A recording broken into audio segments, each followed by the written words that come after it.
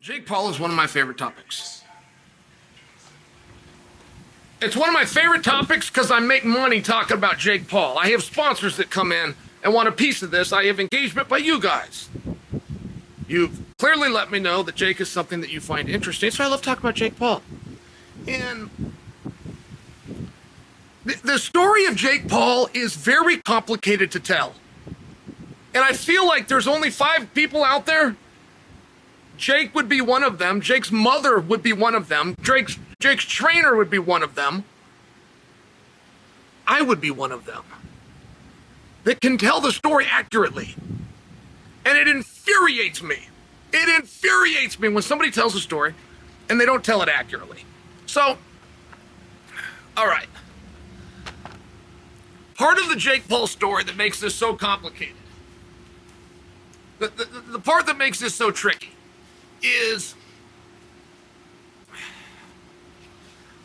there is a misconception that you, the audience, hates to watch Jake fight veteran fighters, or that you, the public, doesn't respect when Jake goes out and fights a former MMA star. That is a misconception. Let me give you guys a great example. But a fight that I always wanted, and a fight that I even thought, hey, they could get this together. Right? When Jake was going out looking for those MMA guys, and Jake was stepping up, the class of athlete that he took on, I mean, so insurmountable. There is nobody in boxing that steps up between fights, regardless of previous outcome, as much as Jake Paul. There is not one guy in all of MMA. All right? He's trying to fight a YouTube star. This is Jake Paul. He's trying to fight a YouTube star that his brother already had some back and forth with. He ends up drawing a slam dunk champion from the NBA. Okay. He goes out and gets his desired result against the slam dunk champion. But he's now told us who he is and what he wants to do and the level of fame and success that these things can have. He goes and fights Ben Askren. Now, do you understand the level that he just jumped? He has no idea how good he is. Like going in there with the NBA champion, slam dunk champion, getting your desired result, does not then let you know, hey, you're going to start lining up real fighters. So they bring in a guy that nobody else had ever beaten, champion in 2 different divisions, and you can tease his hands all you want. It was a massive step in competition. Nobody in boxing that you can name for me, in between fights, took that big of step in competition. Fine, that fight gets done. He goes to the UFC World freaking Champion in Tyron Woodley. When he gets done with that, he goes to the greatest fighter of all time.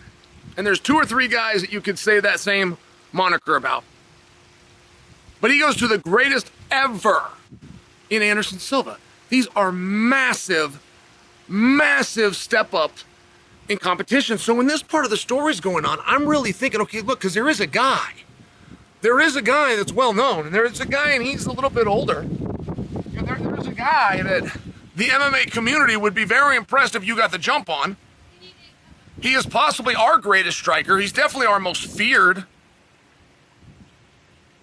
Vitor Belfort. And Vitor had put his own life on hold a number of years ago, 4 to 5 years. And all he was going to do was box. Like that was his only training, was boxing. He's going to go find these boxing fights. Vitor does so well in a boxing fight, it almost ruined his career. He did so well against Evander Holyfield that you guys were upset. All right. But that had always been a fight. When Jake Paul was trying to run through the gears and see what he could do and get some attention, work his way up, that was always the fight. And there's a misconception, oh no, somebody over 40. Oh no, former MMA guy. But that wasn't really true. It just needed to be the right MMA guy. Like you don't get to come forward and say, hey, I got the jump on MMA if you chose the opponent. It's very different if we choose the opponent. And I just tell you that because that Vitor fight is still there, and there's not a lot that will ever be done on that topic. Jake will watch this piece. It'll get passed around social media a little bit. But unless you guys come out and tell Jake and the community, hey, Chael's right. We do like seeing you fight guys that we know. We do like seeing you take on scary fights. Vitor Belfort is 220 chiseled pounds. And Vitor Belfort has the best hands in MMA, pure boxing. I believe that to be true. There was a time when Junior Dos Santos could have definitely challenged that statement. And I don't know how I can get this fight. I don't know how. I definitely can't do it without you guys. I definitely can't do it if you leave me a comment, tell me it's a bad idea, so level with me. But I think you love that idea. I think we've always loved that idea. I'm a little surprised we've got to this point, and I'm the one that's got to discuss the idea, because you guys tell me it all the time. You tell me it quietly. You tell me to text. You tell me it in person. Let's make this known. Let's see if we can get Vitor and the problem child. The problem child versus the phenom. I can see it now. How do you feel about that fight?